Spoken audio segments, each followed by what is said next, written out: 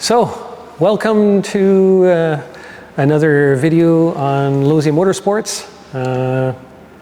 Don Hi, here. I'm Don. So it's interesting to see how all of a sudden now we've got this LS3 inside this beautiful car. And I guess, what was your perspective on race 3?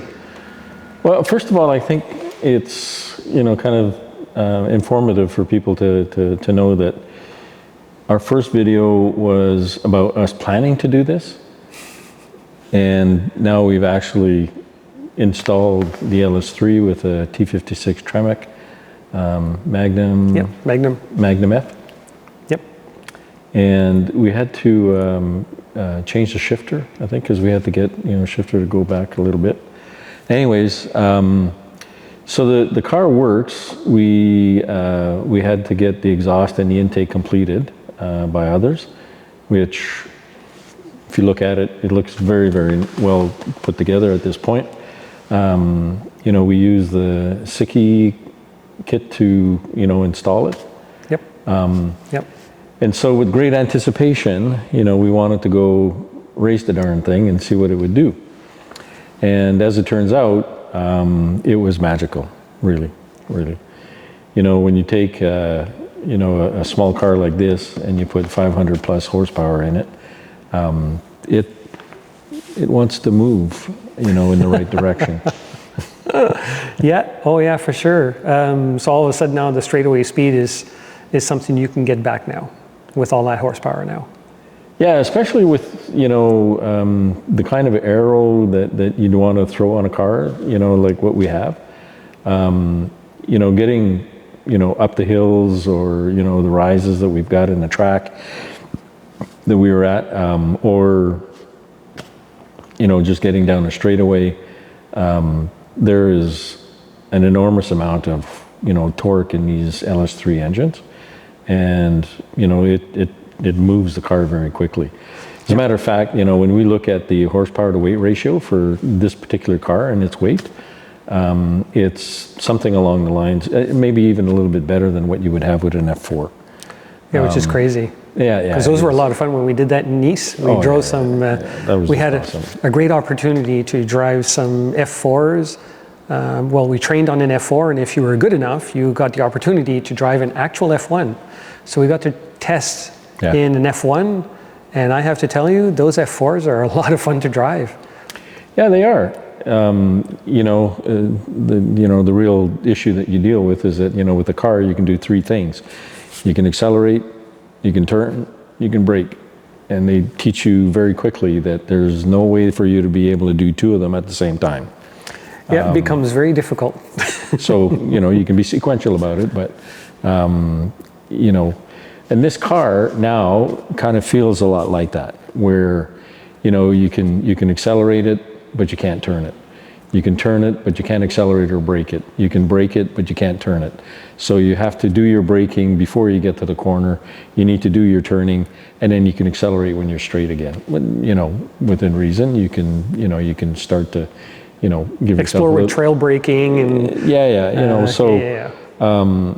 you need to learn to drive because of the additional horsepower in it. Yeah, agreed. Having said all of that, however, the experiment that you ran on your car is, is an area that I think we need to pursue even more now that we know that we have the horsepower available.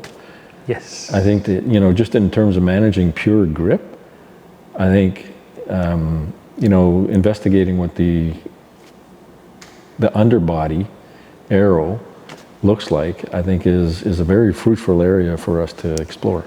Yeah, so one of the things, just so you all know, is we finished the red car, so it's now on track. There's a couple of things we still need to debug and to bring forward, so we're going to be definitely doing that to make that finish. Just be aware of the fact that we will be doing this on my blue car, right? So this is Don's car, and then we're going to be doing the same thing on the blue car. But when we do the blue car, we'll film the whole thing from start to finish.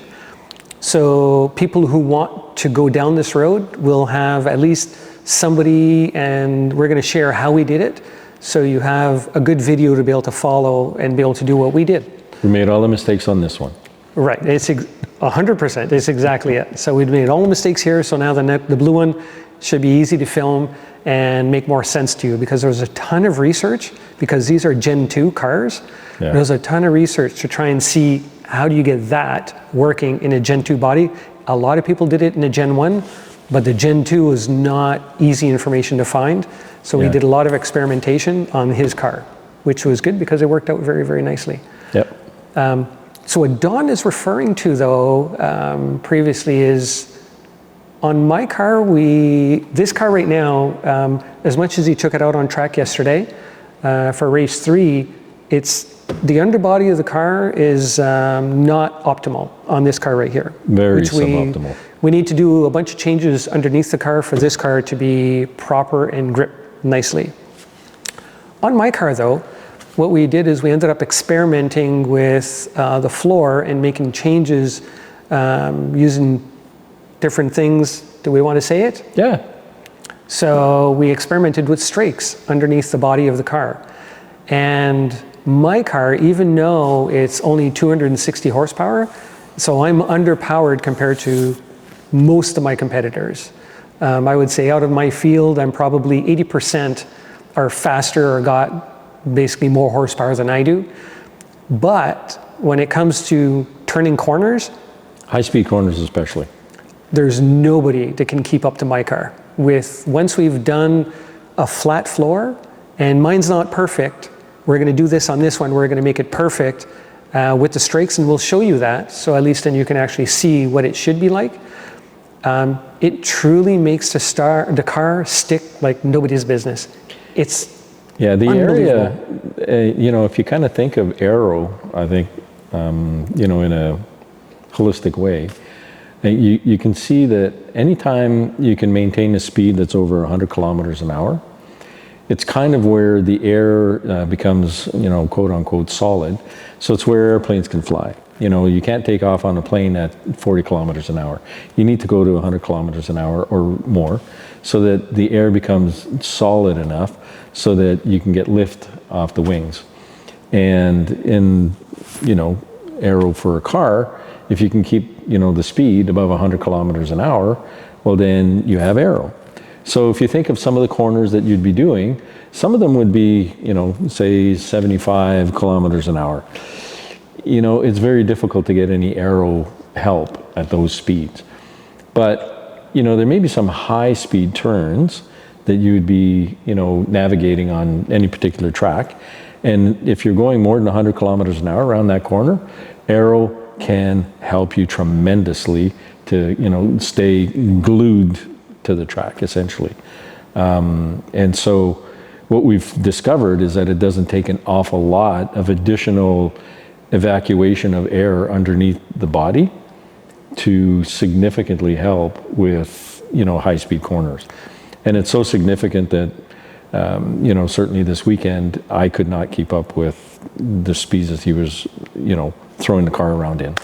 And yet, on the straightaways, with the higher horsepower engine, I can make up all kinds of ground.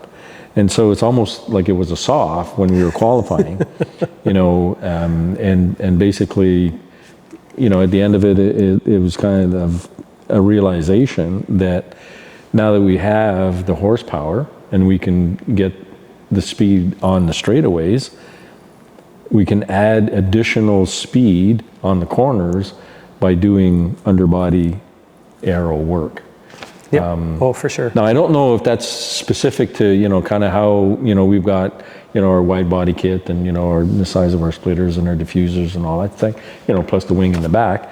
But, for the little amount of work that we did on the underbody, it was significant improvement. So much so that even though he's running, lower horsepower, he can be faster in those corners. I can't follow it. Yeah, it was very interesting that how much the car actually really glued itself to the ground, especially like you were saying in the high-speed corners. So in one of the tracks that we race at is Calabogie, and 16, when you're going from 15, 16 to 17, 16 for me, I would never be able to do that full throttle. And it's all of about a sudden 150 now, kilometer an hour, basically, right? yeah, so now when I was actually coming down 16, I'm doing full throttle on that corner, which is unheard of. And I have to tell you, it was very nerve-wracking at the beginning because it's like, oh my God, this car can actually take this corner faster and faster and faster, until finally I was full throttle. And I was like, wow, that's insane. Yeah. So I was not full throttle on that corner for sure. yeah, it makes a huge difference with my competitors because I could really stretch my legs that they couldn't, even if they had more horsepower than I did. They can't do that. I was able to come through that corner with so much more speed than they were. Yeah. It made the world of a difference. So any corner that had some kind of momentum to it, that car really, really became in its own. So I actually adore it. And like I said, it's not perfect the way we did it. It was just a pure test. Yeah. To give a little hint, what would you call that we used? Like, it's like trimming for a hedge, not for a hedge, but for like flower beds. Yeah. Trimming for flower beds is what we used. It's very crude, but it actually worked. Yeah.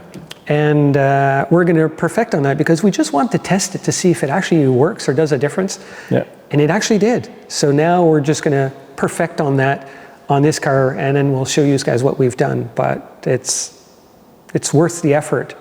For the little amount of work, it's definitely worth the effort. This was a great deal of effort. And Yes. so, you know, we ended up with what I would call a clean build.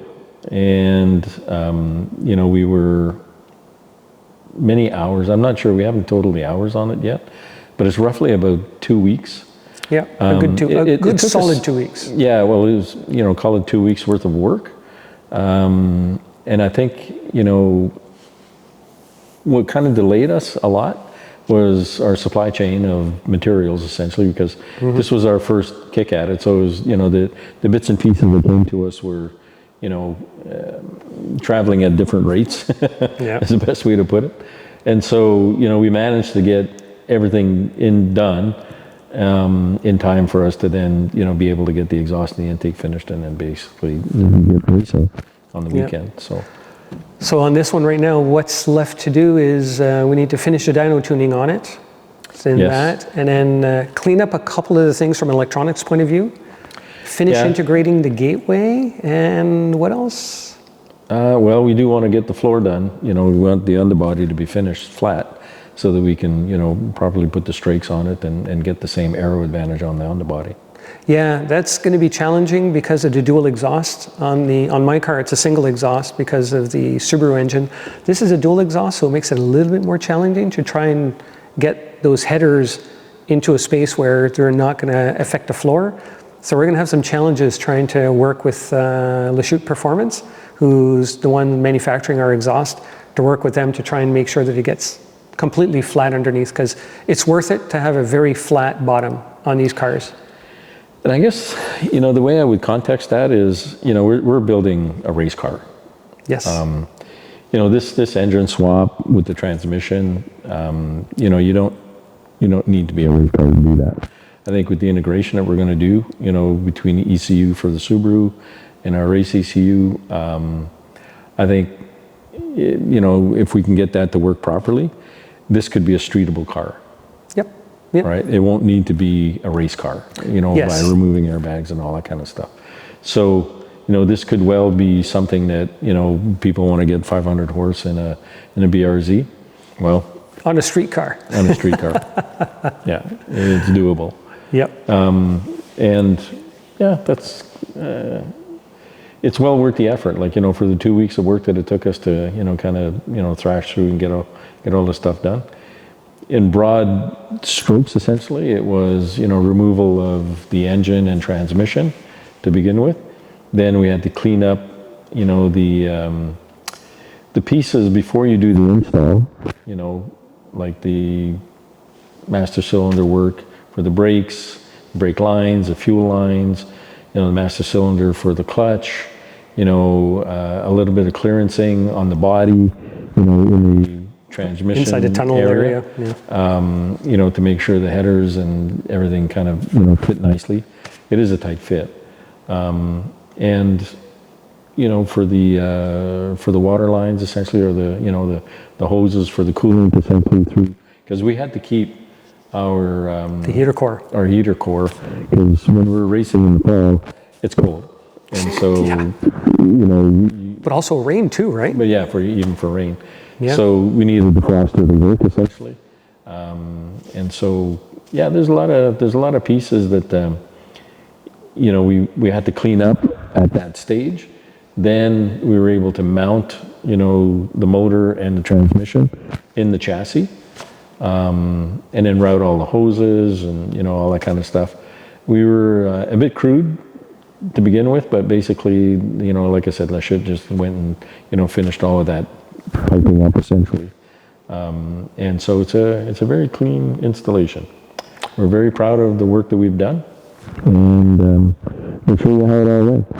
Yep, we're definitely going to show you what we've done. So stay tuned for all of that content that's going to be coming, because that one's going to be a lot of videos to try and show you all of that. We're going to try and do it in segments so that you don't fall asleep watching the videos because they're too long.